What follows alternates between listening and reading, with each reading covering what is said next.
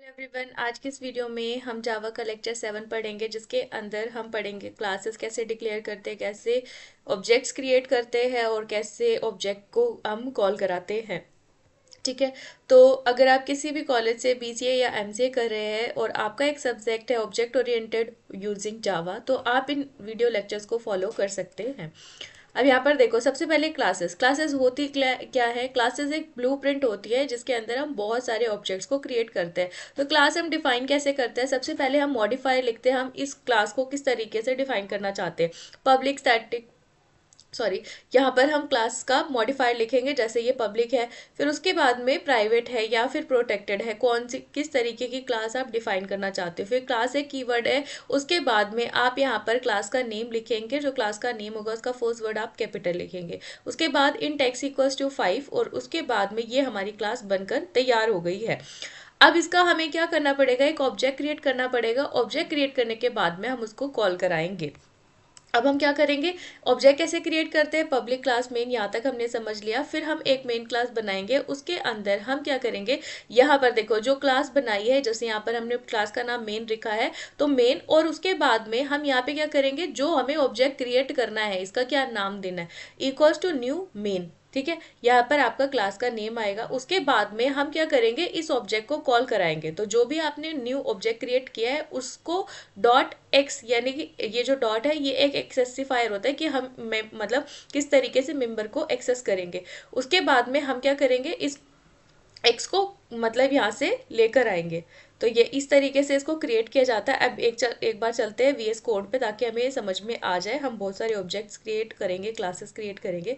तो यहाँ पे हम चलते हैं अपने फोल्डर में, जिसमें हम बना रहे हैं अपनी कोई भी क्लास का नाम डाल देते हैं, obj.java। ठीक है, हमारी जो क्लास है वो बन चुकी है। उसके बाद में हम इसके अंदर स्टार्ट करते हैं। ठीक है, अब इसमें हम लिख रहे हैं, सॉरी, हमें यहाँ पे लिखना था इंट एक्स की वैल्यू हम कुछ भी डाल देते हैं 50। इसके बाद में हमें लिखना है पब्लिक स्टैटिक वॉइड मेन। ये तो अभी हमने क्लास बना दी। ठीक है, अब हम क्या करेंगे? अब इस क्लास को कॉल कराने के लिए एक मेन क्लास बनाएंगे। इसके अंदर हम एक ऑब्जेक्ट क्रिएट करेंगे। तो ऑब्जेक्ट क्रिएट करने के लिए मैंने बोला था पहले हम लिखेंगे अपनी क्लास का नाम, उसके बाद एक जो भी हमें कीवर्ड बताना है, तो हम इसको लिख देते हैं ओजे इक्वल्स टू न्यू, और हम क्या करेंगे? जो क्लास का नाम है वो डालेंगे। अब इसके बाद में हमें क्या करना है?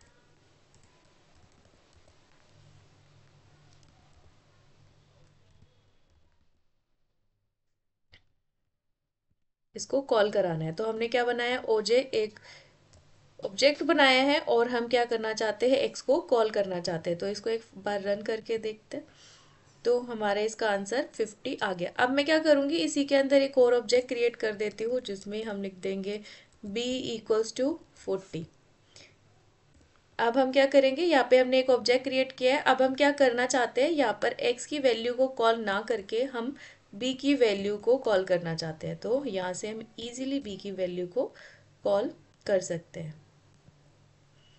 ठीक है, तो यानी कि हमने एक और क्लास के अंदर एक और वेरिएबल लिया, जिसकी वैल्यू हमने b डाली। ठीक है, और उसको हमने इसी ऑब्जेक्ट के थ्रू कॉल कराया। अब इसके अंदर अगर आप स्ट्रिंग देना चाहते हैं या कुछ भी डिफाइन करना चाहते हैं, आपकी मर्जी है। नेम इक्वल्स टू प्रीति।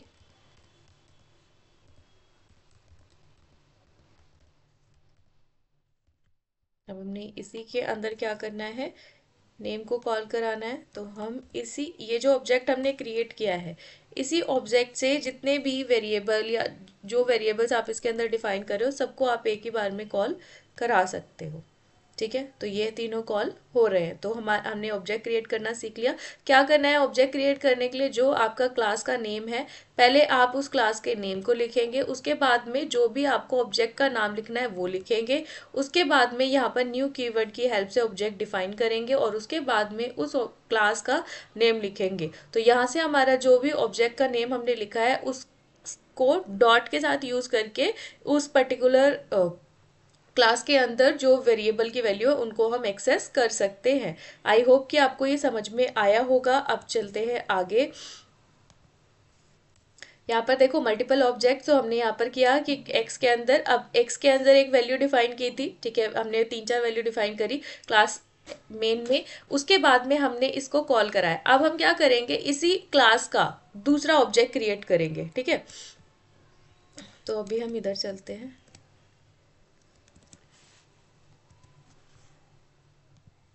अभी हमने सिर्फ एक ही ऑब्जेक्ट क्रिएट किया था। अब हम क्या करेंगे, इस क्लास का एक दूसरा ऑब्जेक्ट भी क्रिएट कराते हैं, ठीक है। अब इसका हम कुछ नाम डाल देते हैं OJ1।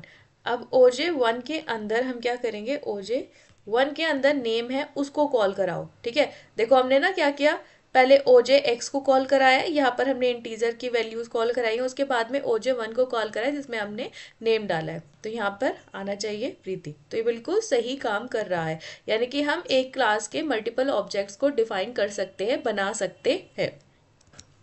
अब इस तरीके से हमने ये बनाया। अब हम क्या कर रहे हैं, जो हमने वैल्यू ली, ठीक है, जैसे हमने यहाँ पर वैल्यू को चेंज करना है, तो हम क्या करेंगे, यहाँ पे हम लिख देते हैं OJ1 डॉट, उसके अंदर हमने, और नेम के अंदर अगर आपको कुछ और डालना है, प्रीति की जगह हम लिख देते हैं रामा, ठीक है। तो हमारा जो ये नेम है यहाँ पर, देखो इसको मैं एक बार यहाँ कॉल करा लेती हूँ, ठीक है, और इसको कर देते हैं OJ। अब यहाँ पर देखो हमारे अकॉर्डिंग यहाँ पे पहला वर्ड आना चाहिए 50, फिर 40, उसके बाद में हम नेम कॉल कराएंगे। नेम के अंदर ऊपर वाले में प्रीति आएगा, नीचे हमने OJ1 करा और उसकी वैल्यू को चेंज किया रामा, तो यहाँ पर हमारा रामा आना चाहिए, तो इसको कॉल कराते हैं। तो यहाँ पर बिल्कुल सही इसी तरीके से प्रिंट हो रहा है जो हमने वैल्यूज को डिफाइन किया है। तो यहाँ पर हम उस पर्टिकुलर ऑब्जेक्ट के अंदर जाकर उसकी वैल्यू को चेंज करा सकते हैं, ठीक है। अब यहाँ पर अगर मानो कि अगर आपको कोई इंटीजर वैल्यू को चेंज कराना है, तो यहाँ पर हम क्या करें, जो हमने x की वैल्यू दे रखी है उनको चेंज करा के यहाँ पे लिख देते हैं x, ठीक है। और यहाँ पे हम उस ऑब्जेक्ट के अंदर जाएंगे OJ1 डॉट, और यहाँ पे हम x की वैल्यू को चेंज कर रहे हैं। कितनी चेंज कर रहे हैं, हमने उसकी वैल्यू दे दी 60। तो इस तरीके से इसकी वैल्यू क्या हो जाएगी, 60 हो जाएगी, चेंज हो गई ना वैल्यू। तो इस तरीके से आप किसी भी ऑब्जेक्ट को कॉल करा सकते हैं, उसकी वैल्यू को चेंज करा सकते हैं। आई होप कि आपको मल्टीपल ऑब्जेक्ट डिफाइन करने आ गए होंगे। अब आगे चलते हैं। मेथड्स क्या होते हैं, मेथड्स क्या होते हैं, फंक्शंस जो हम बनाते हैं उनसे कुछ काम कराने के लिए। तो ये दो टाइप के आप पढ़ेंगे, एक होता है हमारा स्टैटिक और दूसरा होता है हमारा पब्लिक। तो जो हमारा स्टैटिक, देखो जो स्टैटिक मेथड होता है उसको कैसे डिफाइन करते हैं, public class main static void my method, ठीक है। अब इस मेथड से हम क्या करा रहे हैं, यहाँ पर इसकी वैल्यू को डिफाइन कर दिया कि ये हमारा मेथड है, ये प्रिंट करने वाला है, ठीक है। अब हम क्या करेंगे, ये तो हमने सिर्फ मेथड को डिफाइन करना सीखा, अब मेथड को कॉल कराएंगे। Public class main static void method. अब यहाँ पे जो हमने मेथड बनाया है ना, system dot out dot println hello world, ये मेथड हेलो वर्ल्ड प्रिंट करेगा, पर इसको कॉल कैसे कराएंगे, इस मेथड के नेम से। तो एक बार इसको चलाकर देखते हैं।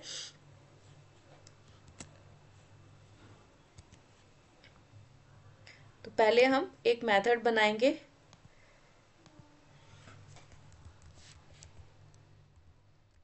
मेथड डॉट जावा के नाम से एक क्लास बना दी मैंने। अब इसके अंदर चलते हैं। अभी हमने सीखा कैसे बनाएंगे स्टैटिक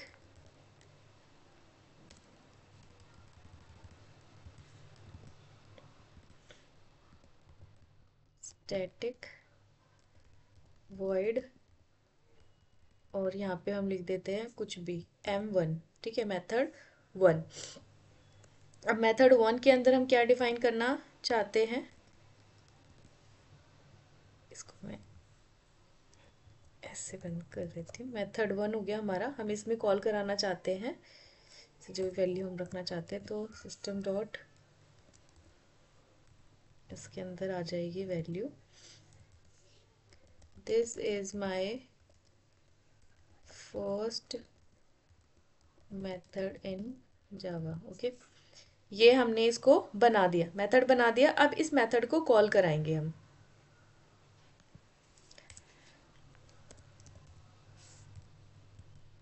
मेथड को कॉल कराने का क्या तरीका था, M1 लिखेंगे और एक मिनट, ये हो जाएगा हमारा मेथड 1 कॉल। तो जो इसमें लिखा हुआ है वो प्रिंट होना चाहिए, this is my method in Java. तो ये बिल्कुल सही है। अब देखो यहाँ पे ना हमें ऑब्जेक्ट क्रिएट करने की जरूरत नहीं पड़ी जब हमने स्टैटिक टाइप का एक मेथड बनाया। लेकिन जब यही मेथड हमारा हम पब्लिक टाइप का मेथड डिफाइन करेंगे ना, तो यहाँ पे मैं स्टैटिक की जगह कर देती हूँ पब्लिक। जब हम इसका पब्लिक मेथड डिफाइन करेंगे, इसको हम एक बार देख भी लेते हैं। ठीक है, यहाँ पर देखो जब हम पब्लिक टाइप का मेथड डिफाइन करेंगे तो यहाँ पे पब्लिक लिखेंगे और उसके बाद में मेथड को कॉल कराने की कोशिश करेंगे तो वो बिल्कुल नहीं चलेगा। तो मैं इसके लिए एक फोल्डर बना देती हूँ, यहाँ पे इसको कर लेती हूँ मैं कॉपी, सॉरी।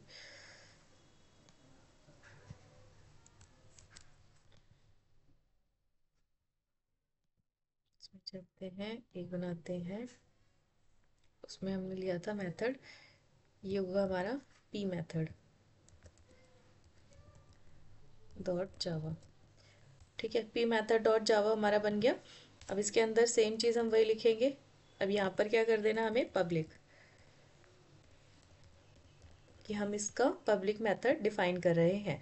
लेकिन देखो जब हम पब्लिक मेथड डिफाइन करेंगे ना, इसको कॉल कराएंगे तो ये नहीं होगा। तो सबसे पहले हमें क्या करना पड़ेगा, इसका एक ऑब्जेक्ट क्रिएट करना पड़ेगा। तो ऑब्जेक्ट क्रिएट करने के लिए P method obj equals to new P method. ठीक है, अब हम क्या करेंगे, obj डॉट पी मेथड। ठीक है, अब ये कॉल होगा। तो इन दोनों में ये डिफरेंस है। एक मिनट, क्या एरर आ रही है इसमें, अच्छा ये हो गया ठीक। तो यहाँ पर ये चल गया। लेकिन अगर मैं यहाँ पर पब्लिक और स्टैटिक दोनों मेथड बना रही हूँ तो स्टैटिक वाले में ऑब्जेक्ट क्रिएट करने की जरूरत नहीं पड़ती। लेकिन जब हम पब्लिक मेथड बनाएंगे तो वहाँ पर हमें पहले ऑब्जेक्ट क्रिएट करना पड़ेगा, उसके बाद ही हम उस पर्टिकुलर मतलब मेथड को कॉल करा सकते हैं। तो इस तरीके से हम मेथड को डिफाइन करते हैं, बनाते हैं। आई होप कि आपको ये समझ में आया होगा। अब हम चलते हैं आगे की स्लाइड्स पे, क्या है उसमें। अब देखो यहाँ पर भी सेम वही किया हुआ है कि अगर हम पब्लिक क्लास मेन बनाएंगे, स्टैटिक मेथड डिफाइन करेंगे system dot out dot println, ये हमारा स्टैटिक मेथड है। स्टैटिक मेथड को कॉल कराने के लिए ऑब्जेक्ट क्रिएट करने की कोई ज़रूरत नहीं होती। लेकिन जब हम पब्लिक मेथड को कॉल कराएंगे तो एरर आती है। तो उसके लिए हमें पहले एक ऑब्जेक्ट क्रिएट करना पड़ेगा और फिर उस ऑब्जेक्ट के थ्रू हम उस मेथड को कॉल कराएंगे। तो इस तरीके से पब्लिक और स्टैटिक मेथड को हम कॉल कराते हैं। अब जावा के कुछ कंस्ट्रक्टर होते हैं। देखो कंस्ट्रक्टर क्या होता है, अभी हमने मेथड पढ़ा। तो मेथड क्या होता है कि एक तरीके का पर्टिकुलर फंक्शन है और उससे हम किसी काम को, किसी टास्क को परफॉर्म करा रहे हैं। अब कंस्ट्रक्टर क्या होता है, constructor is a Java is in Java is a special method that is used to initialize object. The constructor is called when an object of a class is created. It can be used to set initial value for object attributes. ठीक है, अब देखो objects जैसे हमने class के अंदर कोई चीज़ बनाई है तो यहाँ पर देखो इससे आपको समझ में आएगा। जैसे हमने यहाँ पर क्लास के अंदर सिर्फ एक इंटीजर टाइप की वेरिएबल मतलब डिफाइन कर दिया है, एक क्लास का एट्रीब्यूट डिफाइन कर दिया है, उसको बना दिया है, लेकिन उसकी वैल्यू को इनिशियलाइज नहीं किया है, तो उसको हम किसी कंस्ट्रक्टर की हेल्प से इनिशियलाइज कर सकते हैं। ठीक है, और उसके लिए हमें एक जब हम कंस्ट्रक्टर बनाएंगे तो उसके बाद में ऑब्जेक्ट डिफाइन करना पड़ेगा, फिर उसको हम कॉल कराएंगे। अब ये सिंपल सी चीज़ है, इसको देखते हैं हम अपने इसके अंदर। बनाते हैं कंस्ट्रक्टर। ठीक है, चलते हैं सी लिख देती हूँ मैं, कंस्ट्रक्टर मेथड डॉट जावा। ओके, ये हमारी बन गई एक क्लास। अब इस क्लास के अंदर हम क्या करने वाले थे, हमने क्या किया, एक्स की वैल्यू सॉरी एक्स डिफाइन कर दिया, सिर्फ डिफाइन करेंगे, कुछ नहीं दिया। अब हमें क्या करना पड़ेगा, इस कंस्ट्रक्टर की वैल्यू देखो ये डिफाइन किया सिर्फ। अब इसके बाद में हमें इसके अंदर ही एक कंस्ट्रक्टर बनाना पड़ेगा। कंस्ट्रक्टर के अंदर क्या होता है, ये जो नेम हम दे रहे हैं ना, पब्लिक ये तो आता है, बट कंस्ट्रक्टर का नेम, एक मिनट, हम मेन बना रहे थे ना, तो इसी क्लास के नेम पर जाता है। ठीक है, तो यहाँ लिखेंगे पब्लिक और कंस्ट्रक्ट मेथड। ठीक है,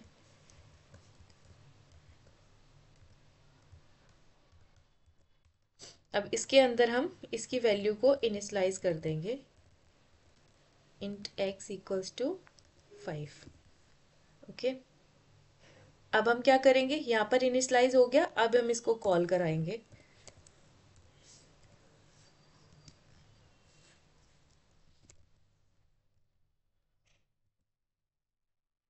करना है, इस x की वैल्यू को हमें यहाँ पर कॉल कराना है। एक मिनट, तो ऐसे कॉल होगा नहीं, इसका वो बनाना पड़ेगा एक्चुअली हमें।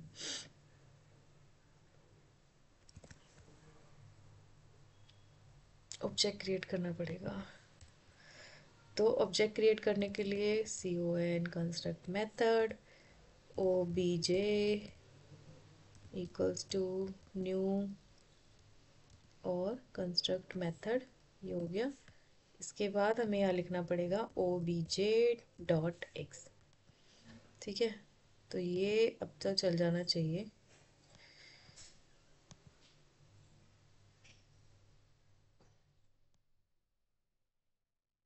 फाइव तो दी है इसकी वैल्यू। ओके, यहाँ इंट नहीं लिखना चाहिए, यहाँ पर सिर्फ x आएगा। ठीक है, तो यहाँ पर सिर्फ x आएगा और ये हमारी वैल्यू जो है बिल्कुल सही आई है। तो इस तरीके से हम कंस्ट्रक्टर को डिफाइन करते हैं। क्या करना है, पब्लिक क्लास कंस्ट्रक्टर जो भी हमने क्लास का नेम देना है वो डाल दिया, फिर हमने कोई भी वैल्यू को इनिशलाइज किया और कंस्ट्रक्टर के अंदर हमने इसको डिफाइन कर दिया कि हम इसकी वैल्यू को क्या मतलब इनिशलाइज कर देंगे। उसके बाद में एक ऑब्जेक्ट बनाकर उसकी वैल्यू को कॉल कराएंगे, सिंपल। ठीक है, तो इस तरीके से हम कंस्ट्रक्टर पे काम करते हैं। अब कंस्ट्रक्टर क्या होता है, इसके थोड़े से रिलेटेड पॉइंट्स हैं, जैसे note that the constructors name must match the class name. जैसे अभी हमने किया था कि क्लास के नेम से ही हमने कंस्ट्रक्टर को डिफाइन किया था, पर वहां पर हम क्लास नहीं लिखते हैं। It can not have any return type. जैसे हमने क्या था, स्टैटिक वॉइड करके फिर हमने कोई फंक्शन बनाया था, पब्लिक वॉइड करके कोई फंक्शन बनाया था, उसको हम देख भी सकते हैं, जैसे p वॉइड करके बनाया था और मेथड बनाया था ना, तो यहाँ पर स्टैटिक वॉइड करके मेथड बनाया था। लेकिन जब हमने यहाँ पर कंस्ट्रक्टर बनाया तो यहाँ पर हमने वॉइड नहीं लिखा, कोई नहीं लिखा, कुछ क्लास का नाम नहीं लिखा, कुछ नहीं लिखा, बस पब्लिक कंस्ट्रक्ट जो भी क्लास का नाम था वही सेम हमारे कंस्ट्रक्टर का नेम हो जाएगा। ठीक है, और ये कुछ भी रिटर्न टाइप नहीं देता है, कुछ भी रिटर्न नहीं लिखना है, कुछ कुछ नहीं लिखना है इसके आगे। ठीक है, क्लास के नेम से मैच होना चाहिए। It can not have a return type like void, void की तरह भी कोई रिटर्न टाइप इसका नहीं होता है। Also note that the constructor is called when a object is created. अब देखो, जब हमने x की वैल्यू को डिफाइन नहीं किया था ना, तब तक उसको कॉल कराने की कोशिश कर रहे थे तो वो नहीं हो रहा था, तो इसके लिए हमें ऑब्जेक्ट क्रिएट करना पड़ता है, उसी के बाद में हम कंस्ट्रक्टर को कॉल करा सकते हैं। All classes have constructor by default. सारी क्लासेस के अंदर कंस्ट्रक्टर बाय डिफॉल्ट होता है। If you do not create a class constructor yourself, Java create one of you, however then you are not able to set initialize value for the object attribute. कि अगर आपने कुछ नहीं बनाया, कुछ नहीं डिफाइन किया है, तो जावा अपने आप ही कंस्ट्रक्टर बना लेता है, आपको डिफाइन करने की कोई ज़रूरत नहीं होती है। ठीक है, तो अब इसके बाद में कुछ कंस्ट्रक्टर के पैरामीटर भी हैं। जैसे अगर आपको क्या करना है, कुछ इनिशियलाइज कुछ वैल्यू देनी है, जैसे यहाँ पर देखो पैरामीटर्स के थ्रू उनकी वैल्यू को पास कराना है, तो हम यहाँ पर क्या कर रहे हैं, जैसे हमने क्या किया, पब्लिक क्लास मेन, यहाँ तक हमने लास्ट में भी बनाया था पब्लिक क्लास मेन। अब यहाँ पर देखो ये जो वैल्यू है वो कुछ ले रही है, आर्ग्यूमेंट लेकर जा रही है अपने पास में, कुछ पैरामीटर्स इसमें हम पास कर रहे हैं, तो यहाँ पे भी हम यही कर देते हैं, एक और बना लेते हैं।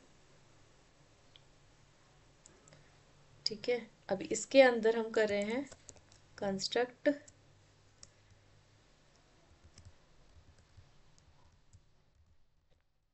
कंस्ट्रक्टर के साथ मेथड। ठीक है, डॉट जावा, इसमें पैरामीटर के साथ में वैल्यू आ रही है। ठीक है, इसको कॉपी कर लेते हैं, ये आई गई है, इसको एक बार चला लेते हैं। ठीक है, यहाँ चलते हैं, ये आ गया है। अब इसके अंदर देखो हमने क्या किया, पब्लिक कंस्ट्रक्ट मेथड, अब इसका नाम ये रखना पड़ेगा हमें, रख दिया, अभी हमने क्या किया, पूरा नहीं आया, मेथड। ओके, अब यहाँ पे हमने क्या करना था, इंट वाई, कुछ वैल्यू हम यहाँ से ले रहे हैं और वाई एक्स की वैल्यू वाई कर दो। और यहाँ पर जब हम इसकी वैल्यू को पास करा रहे हैं कंस्ट्रक्ट मेथड, तो यही नाम देना पड़ेगा, इसको दोबारा लिखना पड़ेगा हमें।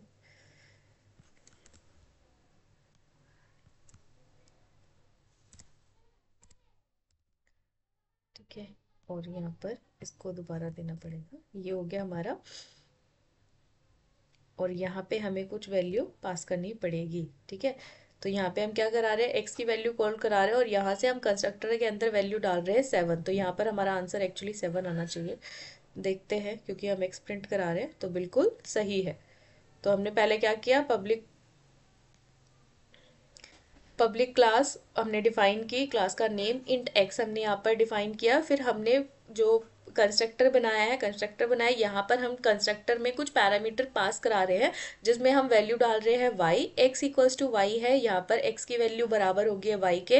अब ये जो वाई है ये हम जब कॉल कराएंगे ना, मतलब इसका ऑब्जेक्ट क्रिएट करा रहे उसी टाइम पर हमने क्या किया, इस वैल्यू को दे दिया है। ठीक है, तो यहाँ पर हमने जब ऑब्जेक्ट क्रिएट किया उसी की पैरामीटर की वैल्यू को पास कर दिया है। अब यहाँ पर जब ये एक्स को कॉल करा रहे हैं, एक्स को प्रिंट करा रहे हैं, तो एक्स की वैल्यू कितनी होगी हमारे पास में, 7 हो गई, जो इस कंस्ट्रक्टर के थ्रू चेंज हो रही है, मतलब बताई जा रही है, ऐसा समझ सकते हैं। ठीक है, तो अब इसके बाद की चीज़ें हम लेक्चर 8 पे पढ़ेंगे। तब तक के लिए थैंक यू फॉर वॉचिंग।